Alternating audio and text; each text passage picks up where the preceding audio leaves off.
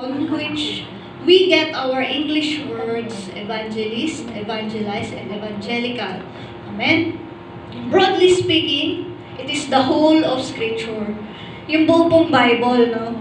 Sabi po dito, ay gospel. Kaya nga po, tinatawag tayong evangelical church because we preach the whole of Scripture. Amen? Wala po tayong idinadagdag at wala rin po tayong ibabawas. Amen? Ngunit kung if we will narrow it down, the gospel is the good news concerning Christ and the way of salvation. Amen po. Ngunit, bago po natin ma-appreciate yung mabuting balita, na po, yung good news, dapat po malaman din natin yung bad news. Di po ba? Amen. Hindi po magkakaroon ng good news kung walang bad news. Amen? Sa Old Testament po, the law was given to Israel through Moses. Familiar po ba tayo dyan? Amen? Doon po sa Old Testament, binanggit po dyan yung Ten Commandments, the law na tinatawag. Pasadahan lang po natin kasi baka po nakakalimutan na po natin yung ating Ten Commandments, no po? Sa Deuteronomy chapter 5 po, mahahanap po natin siya. Sabi po sa verse 7, "You shall have no other gods before me. You shall not make for yourself a carved image." Mahaba pa po yan. 11, "You shall not take the name of the Lord your God in vain. Observe the Sabbath day to keep it holy as the Lord your God commanded you. Honor your father and your mother. You shall not murder. You shall not commit adultery. You shall not steal. You shall not bear false witness against your neighbor." Tingnan niyo po yung mga katabi niyo. Amen? You shall not covet. Amen? Ano po yung mga dapat hindi natin pag-interesan, no? You shall not covet your neighbor's wife. You shall not desire your neighbor's house, his field, his male servant, his female servant, his ox, his donkey, or anything that is your neighbor's. In short po, kung hindi sa atin, wag po nating pag-interesan. Amen. Amen po. So, na-remind na po ba tayo doon sa law na sinasabi po, ano? Ano po bang ginagawa ng law na ito sa ating buhay? Amen?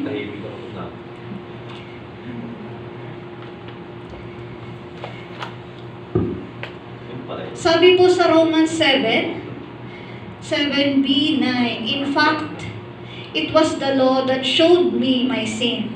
Amen? "I would never have known that coveting is wrong if the law had not said, you must not covet." So, first of all, na-aware tayo, no po? It gives us awareness na tayo pala ay makasalanan.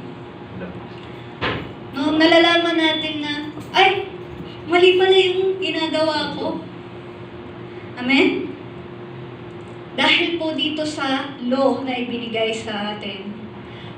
But sin used this command to arouse all kinds of covetous desires within me. Sabi po ni Paul, if there were no law, sin would not have that power. Naramdaman niyo po ba yun? Nung pinagbawalan kayo, parang mas gusto niyong gawin? Opo. Di po ba? At one time, I lived without understanding the law.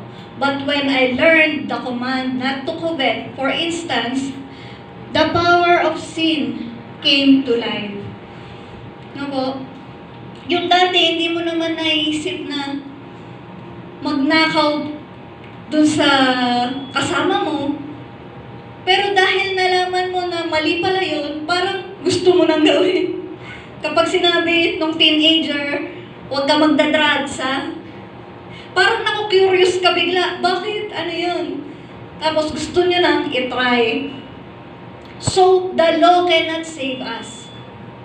Amen? ang batas, hindi niya tayo kayang iligtas. Amen? Oo, nalaman natin na mali tayo. Ano po? The law can be thought of as a measuring stick. Ano po? Sasabihin, ay, isa lang naman yung isa lang yung nagawa ko dun sa 10. Siya nga nakatingin ka na dun sa mga iba, di ba? Dun sa kapitbahay mo, siya nga, baka lahat yan nagagawa niya. Mas mabuti ako kaysa sa kanya. Ano po? Pero kahit na isa, 2, 3, o lahat pa yan ang gagawin natin, pare-parehas lang po tayong nagkakasala. Ano po? There is no human being that could possibly follow the law perfectly. Amen? Wala pong perfecto sa ating lahat. Lahat po tayo ay nakakagawa ng pagkakasala at one point sa ating mga buhay. Amen? Amen. Wala pong malinis. Amen? Romans 3:10, as it is written, there is no one righteous, not even one. Romans 3:23, for all have sinned and fall short of the glory of God. Amen. Kabisado na po natin tong verses na ito, ano po? Amen. At upang tayo ay makarating sa langit, kung saan ang ating Panginoon ay naroroon, ano po, ang ating Diyos, in order for us to go to heaven, sin must be removed. Amen. Or paid for. Dahil banal ang ating Diyos. Amen? The law established the fact that cleansing from sin can only happen through the bloody sacrifice of an innocent life. Kung mapapansin po natin sa Old Testament, no? Nagpupunta po sila sa templo, may mga dala-dala po silang mga baka, kambing, na iaalay dahil yun yung iaalay nilang bloody sacrifice. Isa-sacrifice nila yung mga hayop, no? Para malinis sila. Kumbaga, ilalagay nila yung sin nila doon sa hayop, and then pagka pinatay siya at inalay, at ito ay sinunog, no po? Ito po yung magsisibing maglilinis sa mga kasalanan noon. Unang panahon po sa Old Testament. No po? Sabi po sa Hebrews 9:22, indeed, under the law, almost everything is purified with blood, and without the shedding of blood, there is no forgiveness of sins. No po? Yung iba pong mga tao, hanggang sa ngayon po, no, sila po ay pumapatay upang ialay para sa forgiveness ng sins. No po? At yun nga ang ginawa ng ating Panginoong Hesukristo nang siya ay mamatay sa krus ng Kalbaryo. Sa Hebrews 10:11-14, sabi po doon, and every priest stands daily at his service, offering repeatedly the same sacrifices which can never take away sins. Bakit the same sacrifice? Kasi paulit-ulit din naman tayo, di ba? Sa mga nagagawa nating mga kasalanan. Nagawa natin ngayon, magsusorry tayo sa Panginoon. Bukas na naman, magagawa mo na naman. Sorry Lord, magsasacrifice ka na naman. Kung siguro, mauubos na yung mga hayop nito. But when Christ had offered for all time a single sacrifice for sins, He sat down at the right hand of God, waiting from the time until His enemies should be made a footstool for His feet, for by a single offering, He has perfected for all time those who are being sanctified. Amen? Di po ba itong magandang balita? Amen? Kung hindi po ginawa ng ating Panginoong Hesukristo yon, ubos na po ang hayop sa mundong to, kaka-sacrifice. Paulit-ulit, araw-araw, bawat isa sa atin. Di po ba? At ang gospel po, no, na tinutukoy dito, ay yung pong nanggaling sa 1 Corinthians 15, 3-4. For what I received, I passed on to you as of first importance, that Christ died for our sins according to the Scriptures, that He was buried, that He was raised on the third day according to the Scriptures. Amen? Ang ginawa po niyang pagbubuwis ng buhay na po sa krus ng Kalbaryo, ang pinakamagandang balita na matatanggap natin. Amen? Ito pong storya na to ay hindi isang gawa-gawa lamang. Amen? Sabi po sa Galatians 1:11-12, si Paul po ang sasabi dito, for I would have you know, brothers, that the gospel that was preached by me is not a man's gospel. Amen? For I did not receive it from any man, nor was I taught by it, but I received it through a revelation of Jesus Christ. Amen? Hindi po gawa-gawa ni Paul yung kanyang ipinipreach, no? Kasi sabi niya kanina,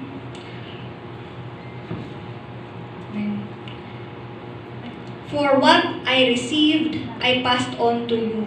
Ni-receive niya lang po yung message, no po? At hindi po ito galing sa tao. Amen.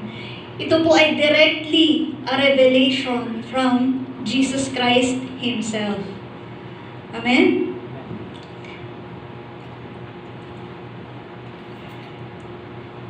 Sabi po dyan, Christ died.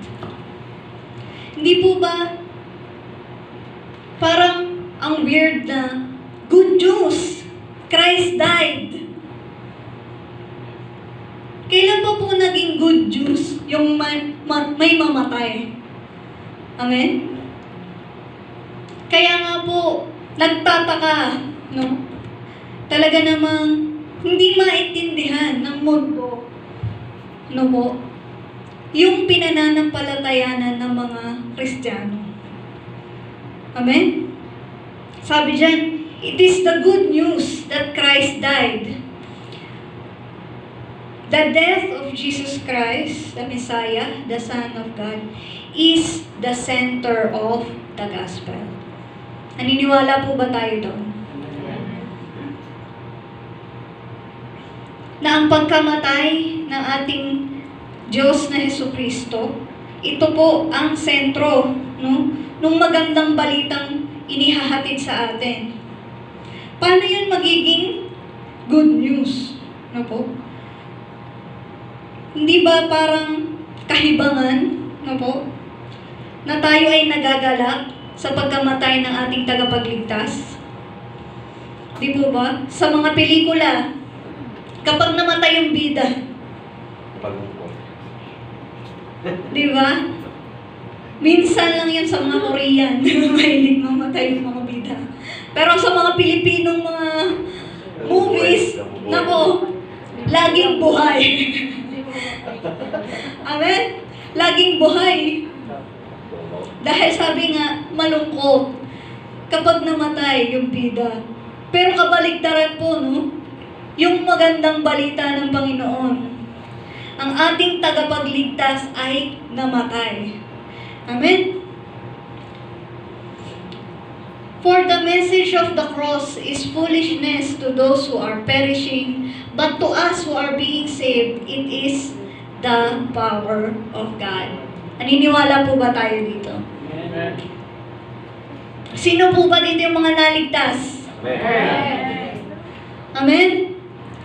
It is the power of God. The message, no? Kapag po tumingin tayo sa krus, iba po yung nararamdaman natin dahil naaalala natin yung ginawa ni Jesus Christ sa atin. Sa iba pong paniniwala, no po, magtataka sila, bakit siya mamamatay? Diyos siya. Di po ba? Bakit siya mamamatay para sa'yo? Hindi nila yun maintindihan. Sasabihin pa nila, hindi siya totoong namatay. Di po ba? Ano yun?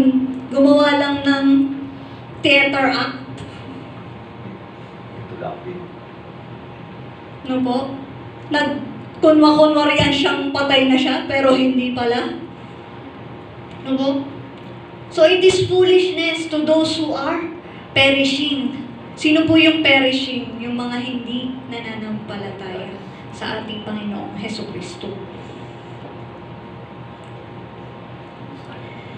Sa Isaiah 53:3-5, makikita po natin doon, no? Kung paano i-describe po noon pa, no? Hindi pa man pinapanganak ang ating Panginoong Hesukristo, ang sabi doon, hinamak siya ng mga tao at itinakwil, nagdanas siya ng hapdi at hirap.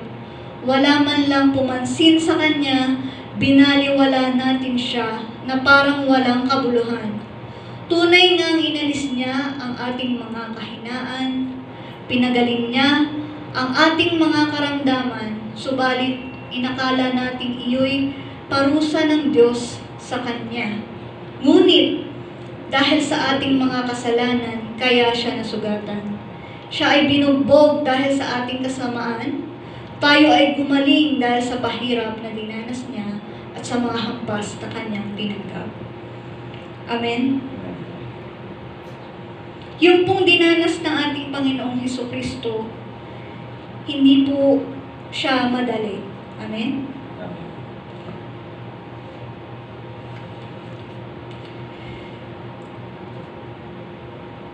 Ito pong pagkapako sa krus, ano po, ito po yung pinaka masakit daw po na pagkamatay noon. At yun po yung parang ultimate, no, na death sentence ng mga Romano noon. Amen? It is the most cruel and excruciating form of capital punishment ever devised. The crucifixion on the cross. Amen? Kaya naman po, kung i-imaginein po natin, no, nakikita po natin, di po ba yung mga nagpepenitensya? Amen? Malayong malayo po doon. Yung dinanas na ating Panginoong Hesukristo. Kung iisipin po natin, gaano ba kagrabe yung crucifixion?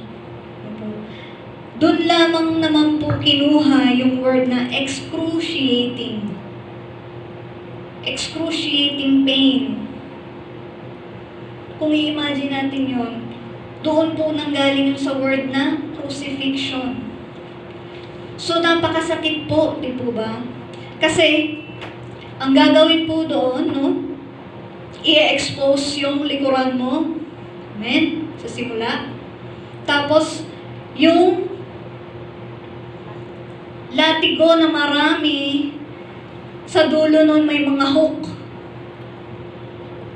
or glasses or kahit na anong matalim, ihahampas po yung sa likod, yung hook nun, kakagat yun siya sa balat, sabay hihilahin. Amen? And it will cut so deep and it will open the wound. Paghatak po na gano'n, no? So, gaano po yun kasakit? Yung nga pong mga magpapabaksin, hindi makapagpabaksin. Nahimatay na. Amen? Di po ba? Tapos, ibabalik ulit sa kanya yung damit niya, ipapapasan yung krus, no po, na napakabigat na troso, na kahoy, no po, at magpuprosesyon sa buong bayan upang, kumbaga, announcement, no? Para malaman ng buong bayan, mapahiya ka, no? Siya na wala naman siyang ginawang kasalanan, di po ba? At sa tagal at haba ng prosesyon, natuyo na po yung mga dugo, no po? Sa likuran niya. At pagkatapos, pag nakarating na sila doon sa krus ng Kalbaryo, doon sa bundok ng Kalbaryo, no po, ay tatanggalin ulit yung damit. Siyempre po, nakadikit na, no? Yung damit niya doon sa dugo. Pagkatanggal po ulit, no? Damit, magiging fresh na naman ulit yung sugat. Paghatak, di po ba? Mag-o-open na naman siya. Tapos po nun, anong gagawin? Itutulak siya sa lupa. Ngayon yung sugat niya, nalagyan na ng mga lupa, maliliit na bato, di po ba? Nadikit na doon. No po? At pagkahiga niya po doon, yung tusok po ng mahabang-mahabang nail, dito po, no? Nandyan po yung ating median vein na tinatawag. Na kapag po tinamaan yun, yung kamay po natin mag-a-arch. No po? And it will create a very painful sensation. No po?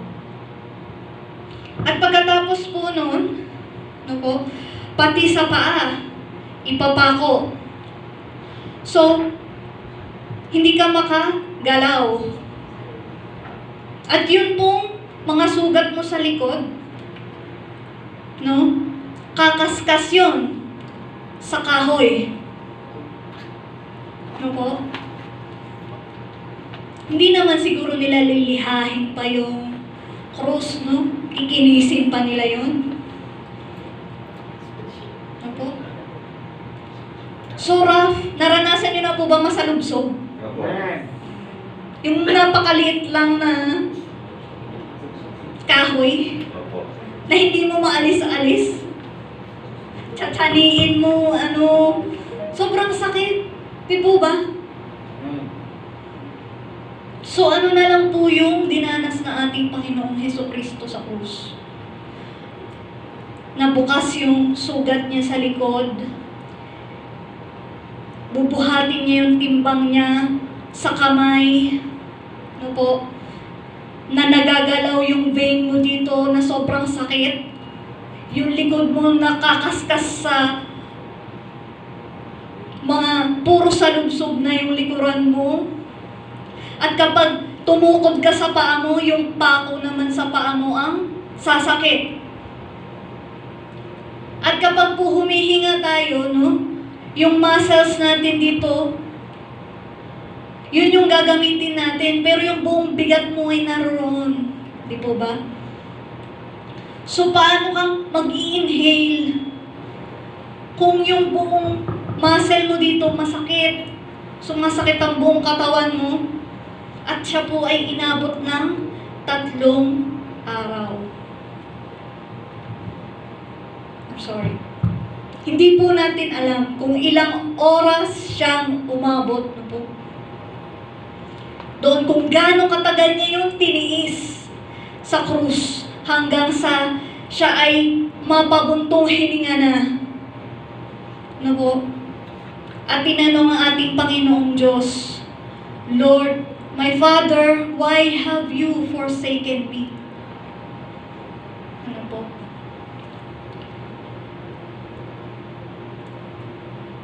Kung mai-imagine po natin, ang Diyos, mahal na mahal niya ang kanyang nag-iisa, bugtong na anak. Ano po? Pero, tiniis niya po yun lahat na mangyari para po kanino? Amen? Para po sa inyo, sa ating lahat. Kahit na po hindi nananampalataya, hindi pa po siya kilala, no po, included din po sila sa sinave ng ating Panginoong Hesukristo. Buong mundo, lahat ng kanyang nilikha. Ano po? Hindi po siya namili, no? Para po yun sa lahat. Amen? Kung iisipin po natin, marami naman pong namatay. No? Yun nga pong mga disipulo, grabe din, no? Yung mga ikinamatay nila. Di po ba? Si Paul nga, bawat isa sa kanila, iba't ibang klase sila ng pagkamatay, no? Pero bakit hindi natin sila sinasamba? Amen? Bakit ang Hesukristo lamang? Di po ba tayo nagtataka? Kasi sa history, marami naman na po ang namatay, no? Bakit po kaya? Sabihin na natin na, oo, grabe. Grabe yung pagkamatay sa krus. Meron nga rin siyang mga katabi doon na namatay din sa krus, di po ba? Amen? Tapos po, sa history, meron pa nga mga binabalatan ng buhay. Di po ba? Pupunuin yung katawan ng tubig, tapos pasusukahin. Ano po? Merong itatali sa puno, ipapakain sa mga langgam, sa mga hantik. Ano po? Pero ang Panginoong Hesukristo lang, ano po, ang namatay para sa ating mga kasalanan. Amen. Hindi man po nakikita ng ating naked eye yung naganap po doon, no? Sa krus. Spiritually po, meron pong naganap. Amen. Naganap po na ang kasalanan, no po, ng mundo ay pinasan ng ating Panginoong Hesukristo upang mapako po sa krus ng Kalbaryo. Upang ang kasalanan natin, no po, ay matubos. Hindi na po, yung dinanas niya po doon sa krus, hindi na po natin kailangang danasin. Amen. Ano po? Hindi na po natin siya kailangan danasin. Dahil siya ay nasugatan, ano po? Dahil sa ating mga kasalanan, at siya ay binugbog dahil sa ating kasamaan. Ang sabi nga po doon, hindi na po makilala yung mukha ng ating Panginoong Hesukristo nung siya po ay naipako na. Ano po? Dahil sa sobrang pagkabugbog sa Kanya.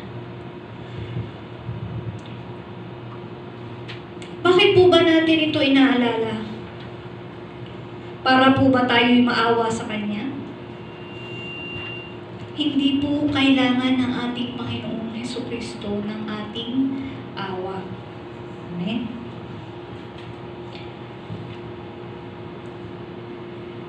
Kaya po ito pinapaalala sa atin na po that we should have a realization of our sins that leads us to repentance.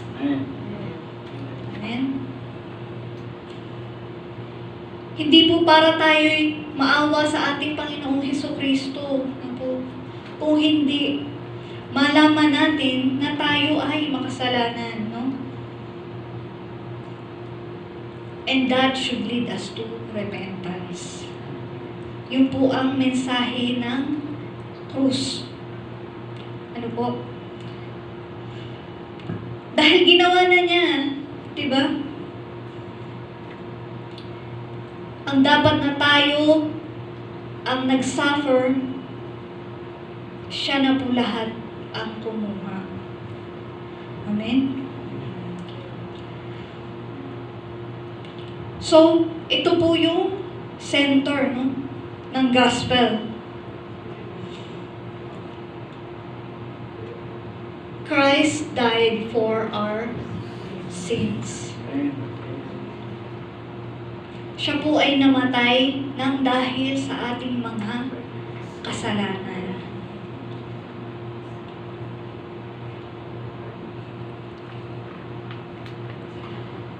At sinabi po doon, no, yung mensahe pong ito ay according to the scriptures. Bakit po inulit ni Paul ng 2 beses? Sabi niya yung ni-receive ko, which is the gospel, ay binibigay ko rin naman sa inyo, no, of first importance. Baga, napaka-importante ng mensahe na ito that Christ died for our sins according to the scriptures, at inulit niya pa that He was buried, He was raised on the third day according to the scriptures. Idinidiin niya, no, na ang lahat ng sinasabi niya, no, sa atin ay hindi niya gawa-gawa lamang. Amen po? Ito po ay nasulat na noon pa. It has been prophesied. Yung pong kanyang kamatayan, yung sa binasa nga po natin kanina, daang taon po, nung bago pa po ipanganak ang ating Panginoong Hesukristo sa Isaiah 53 at sa Psalm 22. And the resurrection is prophesied in Hosea 6:2, Jonah 1:17, even the scenario in Genesis 22, where Abraham would offer Isaac, is a shadow of Jesus' death and resurrection. No po? Di ba po si Jonah, 3 araw at 3 gabi siya sa loob ng tiyan? Amen? No po? Si Abraham, 3 araw po silang naglakad hanggang sa 3 araw nahanap po nila yung pag-o-offeran niya kay Isaac. Amen? Hindi po kumpleto yung message kung siya ay namatay lamang. No po? Bagkus siya ay inilibing din siya. Bakit mahalaga yung paglilibing sa kanya? Naisip po ba natin? Dahil dito pinapatunayan na siya ay tunay na namatay. Amen po?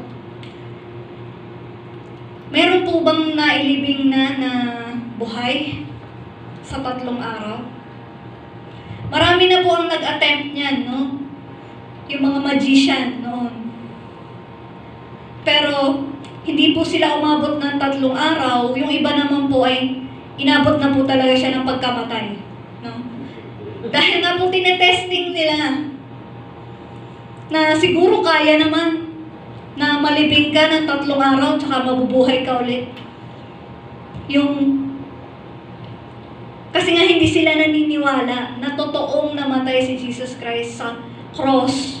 No po? Sa tingin niyo po kung pagkalibing sa kanya, kinabukasan wala na siya. Wala pong maniniwala doon. No po? Bagkus po, 3 days, it is not possible for man. No po? But with God, everything is possible. Amen. At yan po yung pinatunayan sa kanyang resurrection. Amen? Na siya ay tunay na Diyos. Amen? At paano naman po, no? How can this gospel be of benefit to us? Itong nalaman natin na si Jesus Christ ay namatay sa krus. No po? Ano po ang magagawa nito sa atin? Paano po itong makakakilos sa ating buhay, itong mensahe na ito? Una po, if we received it. Amen? Tinanggap na nga po ba natin talaga ang mensahe ng pagkamatay ni Jesucristo? Pinaniwalaan po ba natin siya? Do we believe in it? Did we embrace the message? Ano po? 1 Thessalonians 2:13. Ito po mga taga-Thessalonians, no? Tinanggap po nila. They received it, sabi doon, and we continually thank God because when you received the word of God that you heard from us, you accepted it not as the word of men, but as the true word of God, the word which is now at work in you who believe. Kung tunay po na tinanggap natin, if we accepted the word, it will work in us. Kikilos po ito sa ating buhay. Amen? Mababago po, no? Yung mga masasamang ugali natin. Amen. Amen? Amen. Sabi dyan po, the word which is now at work in you who believe. Nakikita po ito sa mga kilos natin. Amen? Nakikita po ito sa pagsasalita natin. Amen po? Paano po ba tayong sumagot? Amen? With gentleness po ba? Ano po? Namumunga, no? Kung tunay po tayong tumanggap ng salita, ito po ay namumunga sa ating buhay. Sabi nga, love, joy, peace, patience, kindness, goodness, faithfulness, and self-control. Sinimulan po ito sa love, pag-ibig. Ano po? Sabi nga, kung may pag-ibig, kaya mong magpatawad ng maraming kasalanan. Amen. Amen.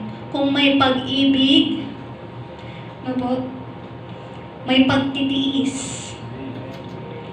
May pagtsatsaga.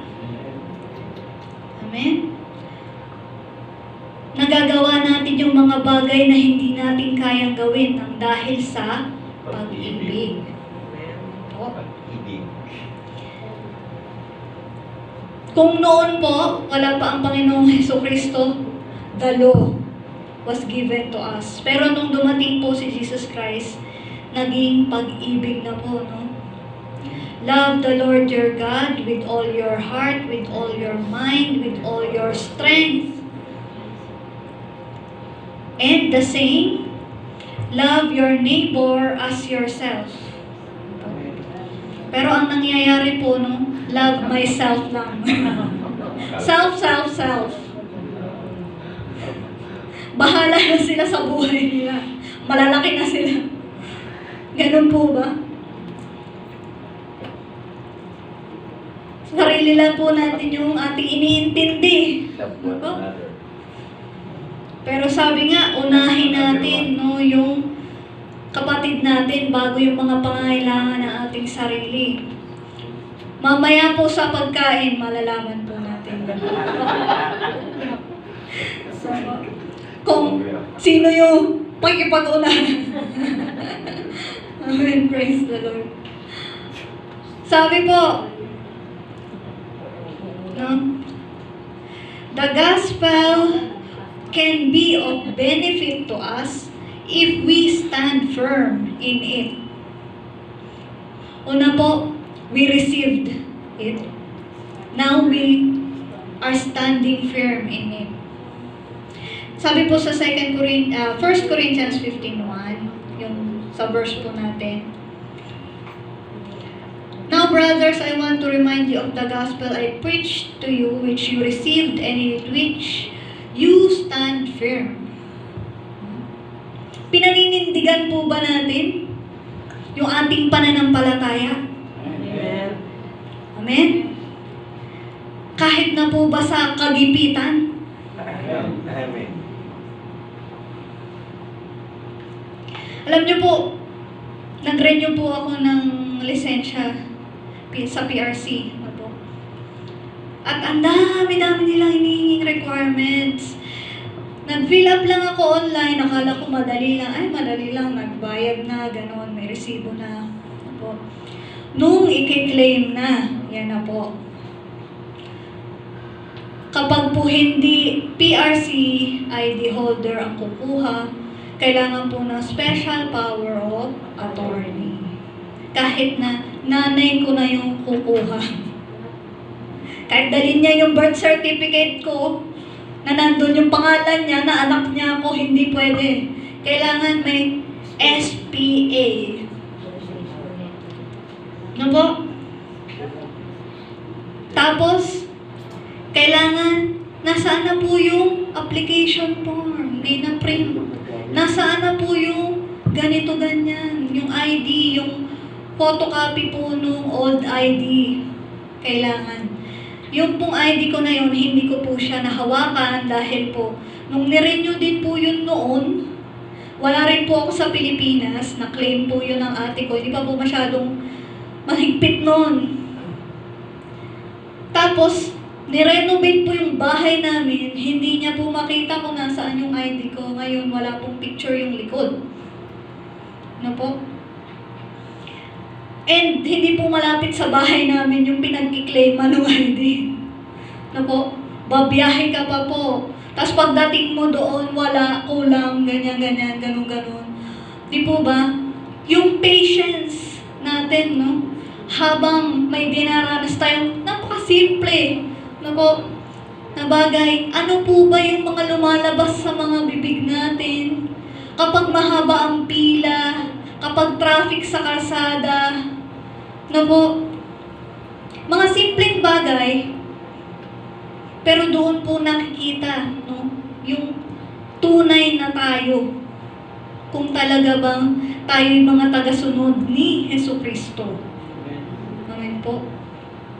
Kung konting bagay, nakakapagsalita tayo ng bad words, no po, hindi na po yun dapat sa mga tagasunod ni Jesucristo.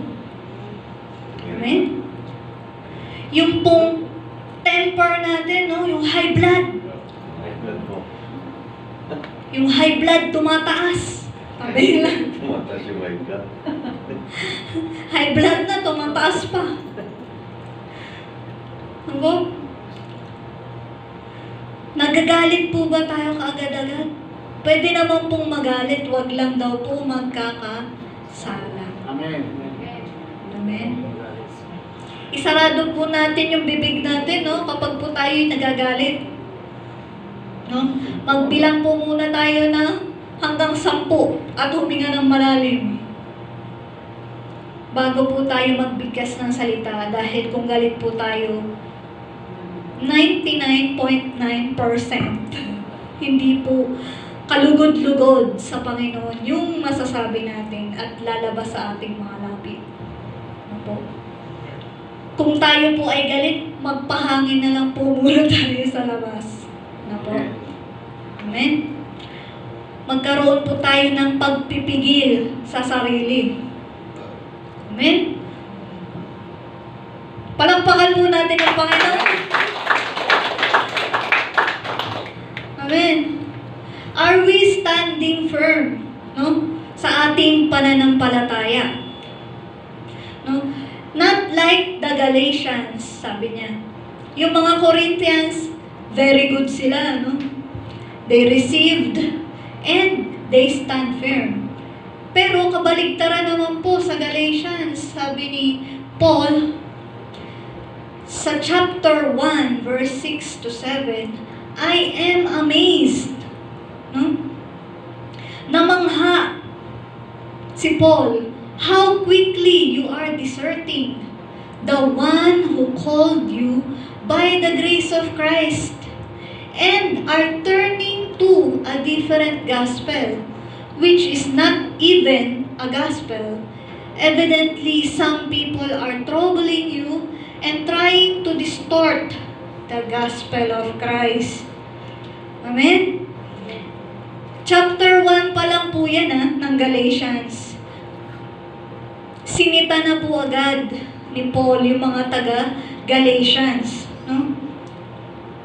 Oo, tumanggap sila, pero tumalikod sila, no? Hindi sila nag-stand firm dun sa kanilang tinanggap. How quickly, sabi niya, you are deserting. Iniwan nyo siya na tumawag sa inyo. Hmm? Siya ay nashock, kumbaga. Kung anong nangyari sa mga taga-Galatians, bakit?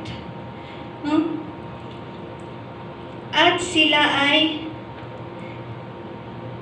nagsilipat sa ibang ebanghelyo. Pero sabi dyan, which is not even a gospel. Wala pong ibang gospel bukod sa ipinipreach po ng ating Panginoong Hesukristo ay namatay sa krus, inilibing, at nabuhay pagkaraan po ng 3 araw. Amen? Kung meron po tayong maririnig na ibang mensahe na hindi po naka-align, no po, sa ating Bible, hindi po ito mako-consider na gospel. No po? Kaya yan po yung importansya ng pagbabasa po natin ng ating mga Biblia. Amen? Dahil hindi po natin malalaman ang katotohanan kung hindi po natin ito babasahin ng sarili nating mga mata. Ano po? Yung pong mga sinasabi ko dito sa harapan, ano po? Mainam po kung inonote natin at i-check po natin yan, no, sa bahay kung totoo nga ba? Ganun ba talaga? Ano po? Naalala ko po nung bago ako, sinisendan po ako nung kaibigan kong nag-invite sa akin sa church ng verse, hindi niya ilalagay yung laman. Sabihin niya lang kunwari, Galatians 1:6-7. No po? Effective po yun kasi maku-curious ako, ano yung nasa Galatians 1:6-7 pinagsasabi nito? No po? Ang gagawin ko po ngayon, isa-search ko. At dahil po dun sa pagsisearch ko, hindi lang po yung 6-7 ang mababasa ko, bagkus yung buong chapter, no po, dahil sa pagbubuklat natin ng libro, ng aklat na nanggaling sa ating Panginoon. No? So, sabi niya, evidently, some people are troubling you. May mga tao, no, na nagbibigay ng confusion. They are trying to change the gospel of Christ. At minsan po, hindi masyadong obvious itong mga changes na ito. Ano po? Mga konting-konting diferensya lang po talaga. No? At dinadaan po nila sa lakas ng boses. Ano po? Dinadaan nila sa galing ng mga manunugtog. Ano po? Dinadaan po nila sa pakislap-kislap ng mga ilaw. Ano po? Na yung mga tao nakanganga na lang. Di ba ba? Amazed na amazed. Ano po? Actually, kung meron tayong maririnig na mensahe na sobrang wow, original yung message na yun, ngayon ko lang narinig yun, mga kapatid, mag-ingat po tayo. Dahil malamang sa malamang po, ito po ay hindi totoo. Ano po? Dahil ang pagmemensahe po ay nagmumula sa Bible. Inuulit lamang po namin ito sa inyo. Ano po? Wala pong pagbabago. Sabi nga, He is the same yesterday, today, and forever. Ano po? At kahit na konting pagbabago po doon, it is no longer the gospel. Ano po? So, we should not be like the Galatians. Ano po? Na tinanggap na yun, ano po? May May narinig lang doon sa kapitbahay na ang lalakas ng mga tugtog, parang ang saya nila doon. No? Ay, lumipat na po tayo ng pananampalataya. Ano po?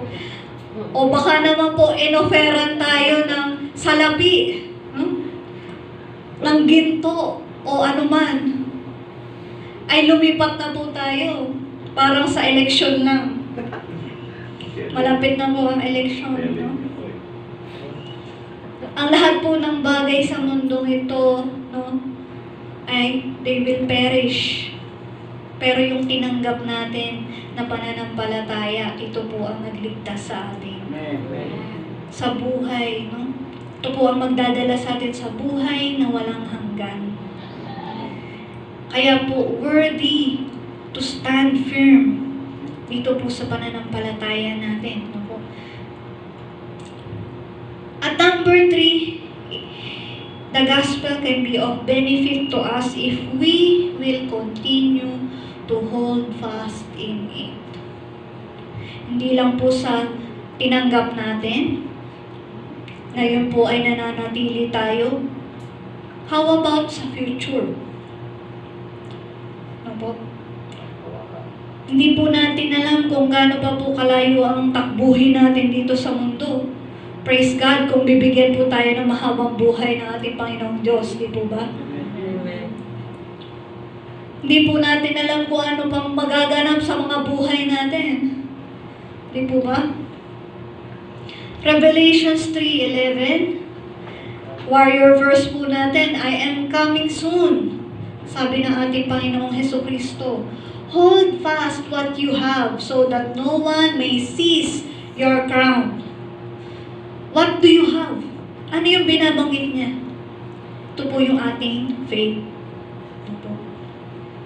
Hold fast so that no one may, ano yung seize? Snatch, no? Your crown. Maaari po tayong mapagnakawan. Ano po? Yung pong pinaghahawakan natin ngayon, wag po tayong magpakakampante.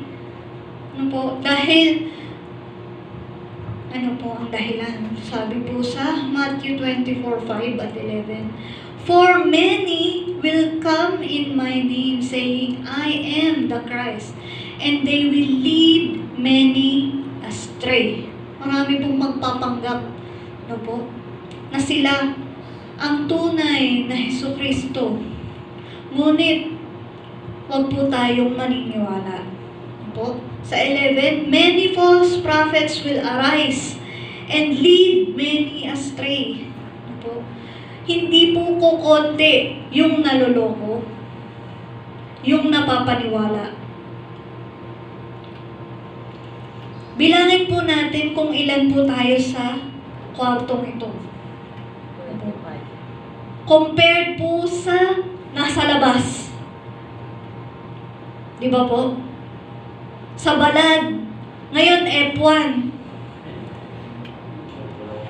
Traffic po sa Kings Road. Sobrang dami ng tao. Ano po? Kung darating po ang ating Panginoong Hesukristo ngayong oras na ito, pinagpala po tayo, no? Dahil tayo ay nananatili sa ating pananampalataya. No po? Sabi doon, hold fast, hold firmly. No po? Hold firmly. Dahil we are already in the last days. No po? Malapit na pong dumating ang ating Panginoong Hesukristo. At sari-sari na po yung napapanood natin, no? Sa YouTube. Yung mga nagpipreach po, hindi na po natin sila mapagkatiwalaan po kung hindi tayo magbubuklat mismo ng ating mga Biblia. At mag-aaral po ng salita. Ano po? Yung mga kilalang-kilala natin ng mga preachers, no po, nagkakamali din po. Ang tangi lang po natin mapagkakatiwalaan ay ang aklat na hiningahan niya mismo. Opo. Many, hindi po kukonti, maraming mag-claim na doon po sa kanilang kaligtasan, doon po kapag ka magme-membro tayo doon, maliligtas tayo. Wala pong relihiyon na makapagliligtas. Tanging relasyon lamang po sa ating Panginoong Jesucristo ang makapagliligtas sa atin.